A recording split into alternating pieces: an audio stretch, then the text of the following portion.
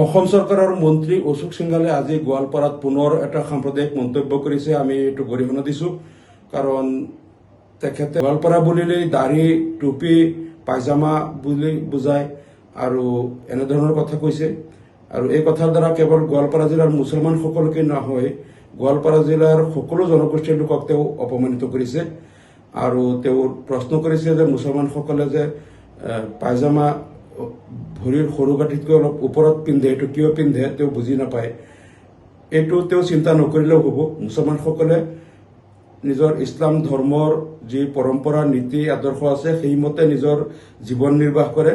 আৰু ইছলাম ধৰ্মৰ নীতি অনুসৰি ভৰিৰ সৰুগাঁঠি ঢাকি কোনো কাপোৰ পিন্ধা নিষেধ আছে। গতিকে মুছলমানসকলে সৰুগাঁঠিৰ ওপৰত পিন্ধে, এইটো মুছলমানসকলৰ নিজস্ব কথা। এই কথালৈ চিন্তা কৰাতকৈ মন্ত্ৰী অশোক সিংঘালে তেওঁলোকে কেনেকৈ অসমখনৰ নিবনুৱা সমস্যা সমাধান কৰিব, অসমৰ উদ্যোগবিলাক পুনৰুজ্জীৱিত কৰিব, কেনেকৈ তেওঁ নিজৰ ডিপাৰ্টমেণ্টৰ কামবিলাক তেওঁ ভালকৈ কৰিব, এই চিন্তাবিলাক তেওঁ কৰক। তেওঁক এইকাৰণে মন্ত্ৰী বনোৱা নাই যে কোনে পায়জামা পিন্ধে, কোনে কিমান ওপৰত পিন্ধে, কিমান তলত পিন্ধে, এইবিলাক চাবলৈ তেওঁক মন্ত্ৰী বনোৱা হোৱা নাই।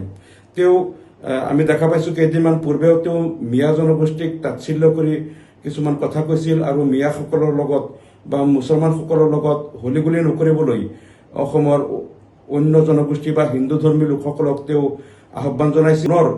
তাত তেওঁ অন্য জনগোষ্ঠীক প্ৰৰোচিত কৰিছে। সেই জনগোষ্ঠীৰ লোকসকল ঐক্যবদ্ধভাৱে যুদ্ধ কৰিব লাগিব মুছলমানৰ লগত, এই কথাটো তেওঁ কৈছে।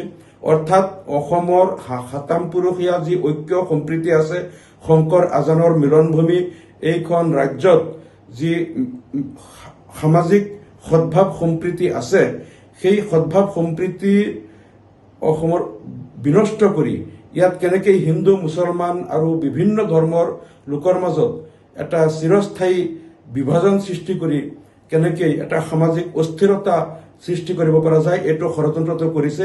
তেওঁ নিজে অসমীয়া নহয়, তেওঁ আহিছে বাহিৰৰ পৰা।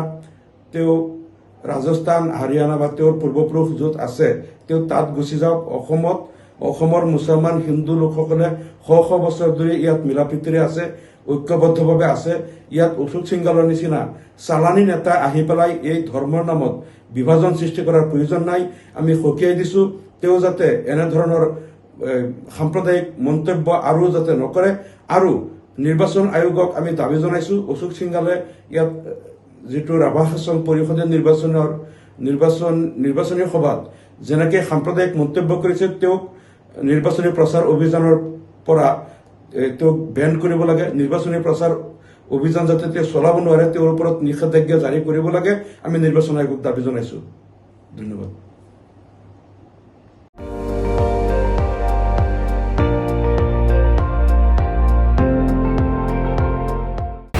আপুনি চাই আছে ND24, সৰ্বশ্ৰেষ্ঠ নহয়, সৰ্বোত্তমৰ দৌৰত।